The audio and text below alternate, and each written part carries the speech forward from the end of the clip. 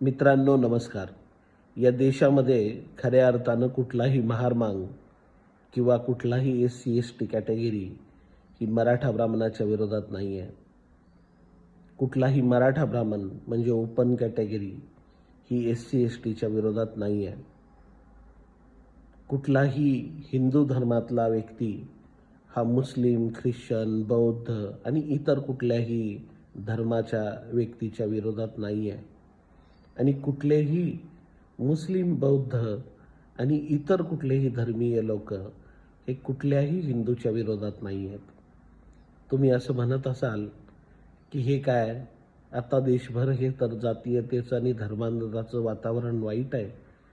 खरंच आहे की मुसलमान वाईट आहे, खरंच आहे हा बौद्ध वाईट आहे, खरंच आहे हा मराठा वाईट आहे, खरंच आहे हा ब्राह्मण वाईट आहे. पण असं काहीही नाही आहे. हे संपूर्ण मृगजळ आहे. तुम्हाला फसवण्याचं एक षडयंत्र आहे. आणि हे षडयंत्र कोण बनवत आहे माहिती आहे तुम्हाला? ते फक्त आणि फक्त ही देशातली ही जी राजकारण चालवणारी सत्ताधारी लोक, प्रस्थापित लोक हे संपूर्ण वाद निर्माण करतात. एक मराठ्याचा नेता येतो आणि तो आरक्षणाची भाषा करतो आणि लगेच राजकारणामध्ये एंट्री करतो, परत तो मराठ्यांचा नसतो.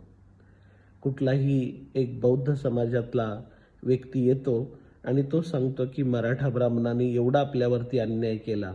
हे सगळं भारतभर आवाज उठवत असतो आणि आमदार खासदार झाला की तो मात्र प्रस्थापित होऊन जातो. त्यांना ह्या सर्वसामान्य बौद्धाचं काहीही पडलेलं नसतं.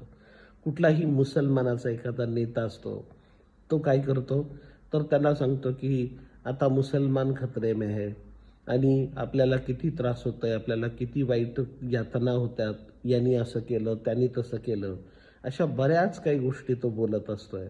पण खऱ्या अर्थानं त्याचाही स्वार्थ राजकारणामध्ये जाणं आणि तिथं प्रस्थापित होऊन राहणं हेच सगळ्यात अर्थ महत्त्वाचं आहे. पण लक्षात ठेवलं पाहिजे की आपण कधी ना कधीतरी जागं झालं पाहिजे. आणि हे जागं होऊन द्यायचं नाही, तुम्हाला कुणालाही एकत्र येऊन द्यायचं नाही.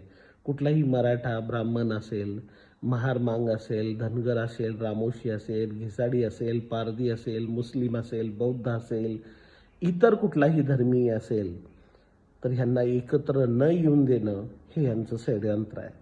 तर लक्षात ठेवा, कुठल्याही परिस्थितीमध्ये आपल्याला या गोष्टीबद्दल एकमेकाचा हेवादावा न करता या प्रस्थापितांच्या विरोधात काम करणं गरजेचं आहे. आणि जोपर्यंत आपण हे करू शकत नाही तोपर्यंत हे आपला फायदा अशाच पद्धतीने घेणार आहेत, आपल्याला कायमस्वरूपी अडचणीत ठेवणार आहेत, आपल्याला पैशाच्या माध्यमातून, जातीच्या माध्यमातून, अन्य काही गोष्टीच्या माध्यमातून एकत्र येण्याची संधी हे बाजूला ढकलत आहेत. तर आपण आजच सावध होऊया आणि याच्याबद्दल विचार करूया. नमस्कार.